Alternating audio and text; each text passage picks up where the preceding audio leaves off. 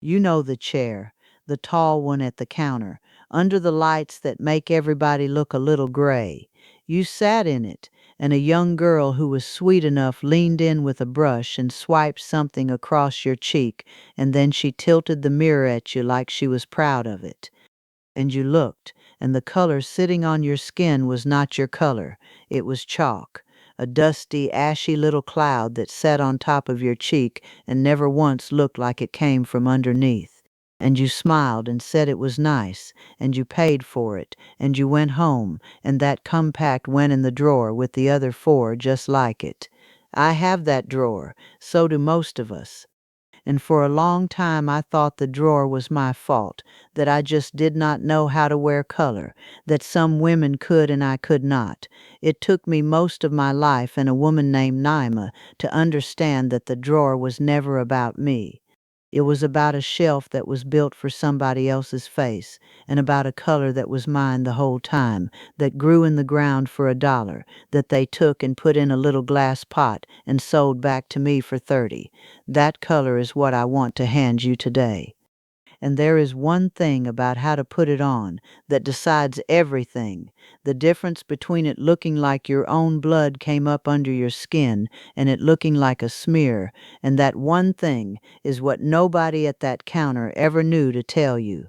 Stay with me even if you put blush down 20 years ago and decided color was behind you. That washed, faded look you catch in the mirror now, the one you have been chalking up to age, is not age doing it to you. It is a color that was never made for your face in the first place, and that is a whole different problem, and it has a fix that costs about $1. I did the math on that drawer one afternoon, sitting on the edge of the bed with all of them poured out on the quilt. 6 blushes, some drugstore, some from the counter with the lights. The cheapest was maybe $8, the two from the counter closer to 30 apiece. I had worn every one of them exactly the way that girl showed me, and every one turned my cheek the color of ash, or of a bruise, that gray purple that deeper skin goes when the pink under the blush is wrong for it. What I was after was simple. I wanted to look like I had just come in from the cold, that flush a young woman gets that sits under the skin instead of on top of it. That is all. And I handed well over $100 to companies that never once made that color for a face like mine. Then let me believe I was the reason it would not take. Now let me tell you about Naima, because she is where this turns. I worked alongside Naima for the better part of 9 years back when I was still working. She was Moroccan, from a mountain family, Berber people, and she was past 50 the whole time I knew her, and her skin caught the light in a way I could not stop noticing, not lighter than mine, just alive. There was always this warmth sitting high on her cheeks and across her mouth, this deep rose that looked like it belonged to her, and I assumed for years it was something expensive, some cream or some tinted thing she bought that I had never heard of. Women do that. We look at another woman glowing and we assume there is a receipt behind it. One slow afternoon I finally asked her. I said, Naima, whatever it is you put on your face, it works, and I have tried everything at that counter, and I look like I rubbed a chalkboard on my cheeks. And she laughed, and she did not reach into a bag for a fancy little compact. She told me about a vegetable. She said back home, her mother and her grandmother before her stained their lips and their cheeks with beetroot, the same beet you boil. They would take the root, the deep red one, and use the juice of it, sometimes on its own, sometimes worked into a little oil or balm, and they would press it into the apples of their cheeks and onto their mouths, and it gave them exactly that, color from underneath.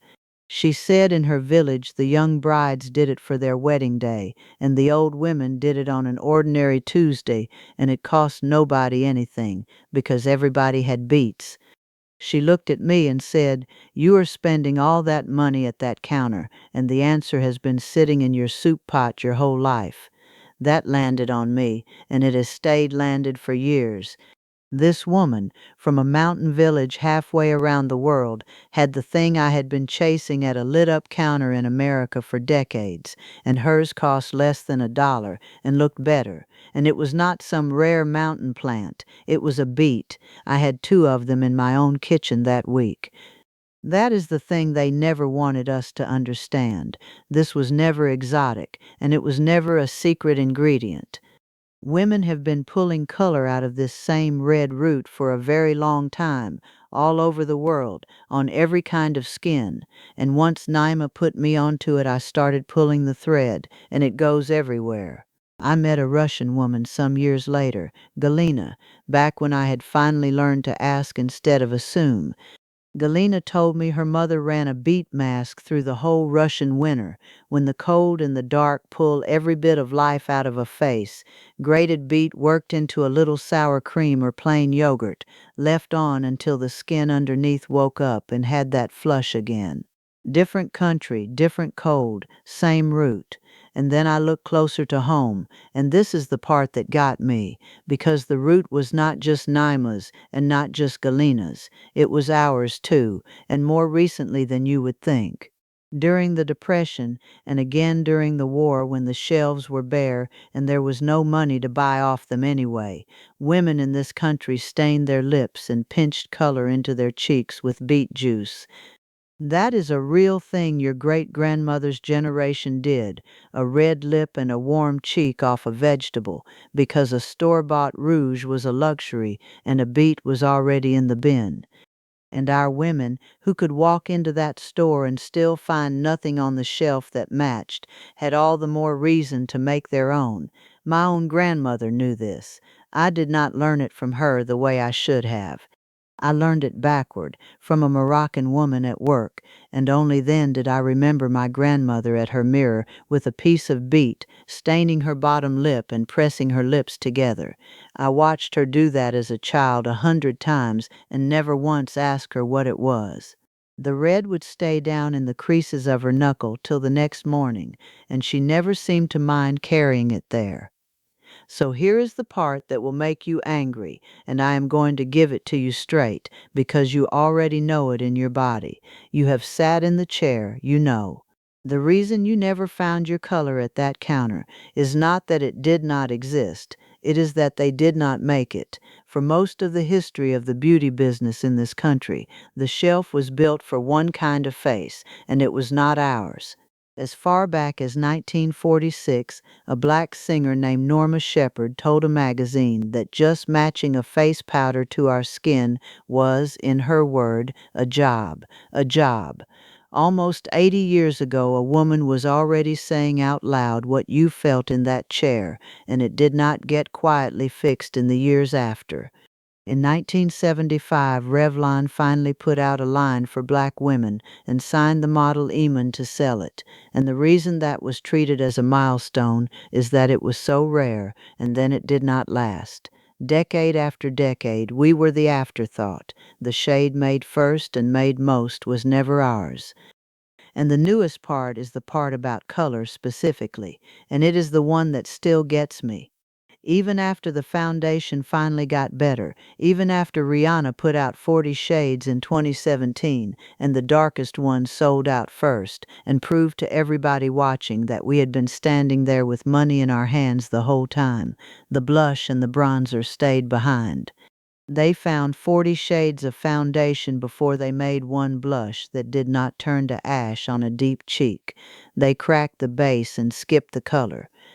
The exact thing I sat in that chair wanting, the flush, the life, the warmth under the skin, was the last thing they bothered to build for us, if they built it at all. And while the counter could not be troubled, do you know what showed up in the fancy clean beauty stores? A beetroot cheek and lip tint, a little pot of the same thing Naima's grandmother pressed onto her face in a mountain village, the same thing your great-grandmother did straight off the vegetable bin, put in glass, called natural, called organic, and sold for $30 a beet. I have stood in that store and held the little pot in my hand, and it is nothing but the root, a splash of oil, and the nerve to charge you a month of grocery money for what the produce aisle sells for one. They could not make you a blush that worked for 80 years, but the minute somebody decided a beet was trendy, they bottled it and sold it right back to you. So let me get you off their counter for good. Let me give you the color. The base of it is simple, and then there is the one move that decides whether it settles into your cheek like Naima's did, or sits there like a smear you rushed. So if you quit blush years ago because every last one turned chalky on your cheek, this is for you, and you can start this week with what is already in your kitchen. You do not need one thing you cannot get for $1. You want a fresh beet, the raw root, the deep red one, not the pickled kind swimming in the jar. Peel a small piece of it, grate it, and either squeeze the gratings to get the juice or press the wet grated bits in a scrap of cloth to catch it. That juice is your color. Now, here is the base of the method, and then I will give you the piece that decides whether it works. First, you put a little balm or a little oil on the apple of your cheek. Nothing fancy. A dab of whatever you already moisturize with, or a touch of plain oil. That balm matters because our skin, especially as it dries with age, will grab a raw stain unevenly and go blotchy, and you will hate it. The balm gives the color something to sit in and glide across. Then you take just a little of the beet juice on a fingertip and you press it. You do not rub it. You press and pat it onto the apple of the cheek, keeping it light. Build it in thin layers. A little, blend it out with your finger, look, and only add more if you want more. The same juice goes on your lips, pressed on the same way, and it stains for hours and looks like your own mouth, only warmer. Naima wore it exactly like that every day of the 9 years I knew her. Now the beet does more than color, and I want you to have this part too, because it is a 2-for-1 the $30 pot does not even give you. Grate that beet into a little bowl, a heaping tablespoon of it, and mix in about a tablespoon of plain yogurt and a teaspoon of honey. Stir it into a paste. Put it on your clean face. Keep it back from right around the eyes. Leave it 15 or 20 minutes. Then rinse with lukewarm water. Do that a couple of times a week. The yogurt has a gentle acid that lifts the dull, tired top layer of skin, and the beet brings that same warmth and glow, and over a few weeks the women who keep it up will tell you their skin looks brighter and their dark spots have softened and evened. And let me be plain about what this is not, the way that counter never was plain with you. This is not lightening. It does not strip a shade off of you, and it is not meant to, because there was never one thing wrong with the color you are. What the beet does is bring the life back up in the skin you have got, soften the edges of a dark spot over time, take the gray and the tired off your face. It hands your own brown skin back its shine. Nothing about you ever needed correcting. The counter did.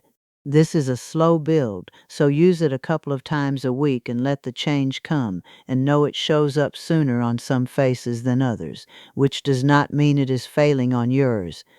One more honest word, and this one is my grandmother's rule, not a doctor's, because I am not going to send you back to the system that ignored you. Beetroot stains everything for a little while, which is how you know it is real color and not a trick. So the first time you do the cheeks, do it in the evening when you are home, and if a little pink lingers it fades by morning. Rub a small patch on your arm first if your skin is touchy. And my grandmother would want this said plain. If you have a spot on your face that is changing, that is growing or bleeding or turning a shape it was not before, that is not a beet and yogurt matter, and you know the difference between a tired complexion and something wrong. The mask is for dull and dry and uneven, something that is changing you tend to. She always knew where that line was, and she never needed a white coat to find it. Now the one move that decides all of it, the reason some women keep a beet by the mirror for the rest of their lives and others try it a single time, decide it looks a mess, and go right back to the drawer. When you press that beet juice on, it goes on bright. almost alarming, a loud pink, and your heart will drop and you will think you have ruined it. Do not touch it. You let it sit 1 full minute. You let the color set into the balm and settle, and in that minute it changes. It deepens. It calms down out of that loud pink into a rose, a warmth, and on deep skin it turns into exactly the flush that comes from underneath because it is sinking into the skin the way real color rises up through it, not sitting on top the way that chalky powder did. That is the entire difference, and it is 1 minute of keeping your hands still. The powder sat on top and grayed out. The beet sinks in and reads as blood under the skin. Nobody at that counter ever told you that, because nobody at that counter ever knew it. Nama's grandmother had it in a mountain village 100 years ago, and I know it holds up on a face that has lived because of Miss Ernestine. Miss Ernestine is 71, and she is one of ours, from my own circle, and she had the drawer worse than I did. Hers was a whole basket. She had bought every blush anybody ever put her onto, and she is a deep, beautiful brown, and every last one had gone gray or chalky on her, and by the time I knew her she had simply quit. She said color was for younger faces, that hers had gone flat and that was just age. And I told her about the beet, and I made sure she got the balm first, thin layers, let it set part, because if I had just said rub some beet juice on, she would have done it wrong once and been done forever. She was skeptical. She did it in her kitchen that first evening the way I said, and she called me the next day sounding like a different woman. By the middle of that summer, Miss Ernestine had color in her face again for the first time in years, real color, the kind that sits under the skin. Women at church asked her if she had been away somewhere, if she had caught some sun, if she was in love. She had not been anywhere. She had a beet on her counter and $1 in her pocket she was no longer handing to a shelf that spent her whole life pretending she did not exist. She keeps the beet in a little jar in the icebox now, and every morning it is the first thing she reaches for, and she told me that like a woman who got something back. That is the thing I most want you to understand, and it is bigger than a beet. The color was always ours. My grandmother knew it at her mirror, pressing that red root to her lip because there was not one thing in any store made with her in mind. Naima's grandmother knew it in the mountains. Galena's mother knew it through the long winters. Women who had nothing, and women who had money and still found nothing on the shelf that fit them, reached into the ground and took the color that was already there, and it was beautiful, and it was theirs. And in my own lifetime I watched that knowledge get called country and homemade and a little bit shameful, the kind of thing a modern woman was supposed to have grown out of. They talked us off of it and onto a counter that did not carry us, took the $100 and handed us ash. And then, when it suited them, they scooped that very same root into a glass pot, gave it a clean little name, and sold it back to us for $30 a jar, as if they had invented it, as if it had not been ours all along. You do not have to buy it back. It was never theirs to sell. It is $1 in the produce aisle, and it has been your family's color longer than that counter has existed. Before I let you go, tell me one thing down in the comments. What is the most you ever paid for a blush or a foundation that turned to ash the second you stepped out into the daylight? Put the number down, because I promise you are not the only one who has it sitting in a drawer, and I promise it is more than a beet ever cost. And if you are the kind of woman who looked at that basket of chalky compacts and always knew, down in your gut, that the problem was never your face, then you have found the right corner of the internet. This is where we hand each other back the color and the care they buried or marked up, one cheap root at a time. Subscribe and come sit with us so the next thing they hid from you lands right in front of you instead of staying lost. Then go on and put a little color back where it belongs.